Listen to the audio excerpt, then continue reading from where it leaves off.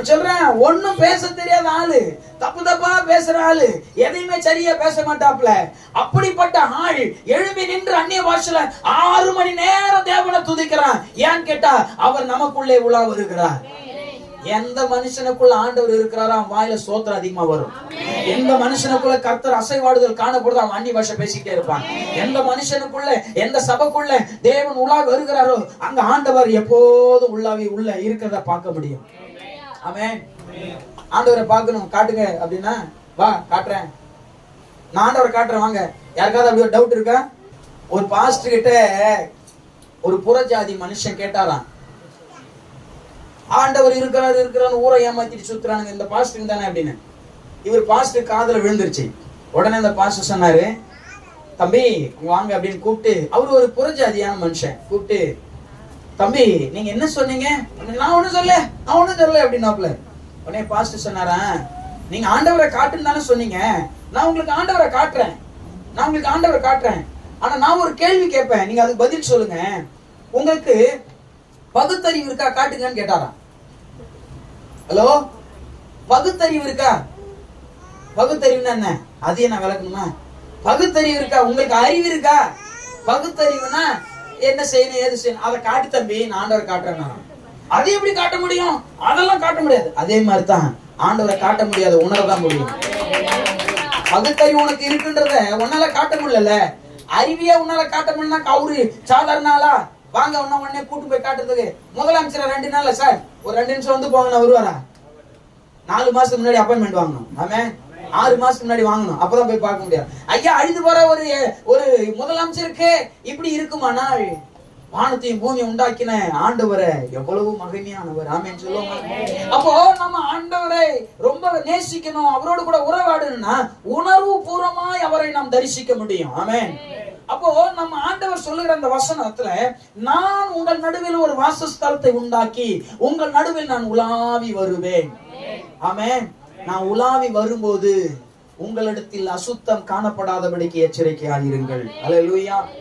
அவர் உலாவி வந்தால் நம்மை ஆசீர்வதிப்பார். அவர் உலாவி வருவது நமக்கு ஆசீர்வாதமா இருக்கும். நான் ஏன் இதை சொல்லுவேன், ஆனால் தேவன் அவர்கள் மத்தியில் உலாவி வரும்போது பேதுரு எழும்பி நின்று பிரசங்கம் பண்ணுகிறான். 3000 பேர் ரட்சிக்கப்படுகிறார்கள்.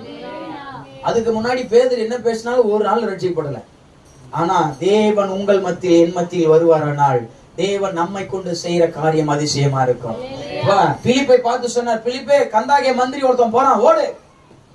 அவனுக்குள் தேவன் உலாவினபடினாலே ரதத்தோடு கூட ஓடுகிற அளவுக்கு பலன் இருக்கு. ஆமென். அந்த பலத்தோடு கூட போய் சுவிசேஷத்தை அறிவித்து அவனுக்கு ஞானஸ்நானம் கொடுத்துட்டு அதுக்கப்புறம் அவன் காணாம போயிட்டான்னு வசனம் இருக்கு. ஆமென். அப்ப தேவன் நமக்குள் வந்தால் நாம வித்தியாசமாய் இருப்போம். ஆமென். 3வது ஒரு காரியம் சொல்லுகிறார், வாசிங்க 13வது வசனத்துல, நீங்கள் எகிப்தியருக்கு அடிமைகளா இராதபடிக்கு நான் அவர்கள் தேசத்திலிருந்து உங்களை புறப்பட பண்ணி உங்கள் நுகத்தடிகளை முறிப்பேன். அல்லேலூயா. ஆண்டவர் 3வது ஒரு வாக்குத்தத்தம் கொடுத்திருக்கிறார் இஸ்ரவேலுக்கு. இதை நமக்கு இன்னைக்கு கொடுக்கிறார்.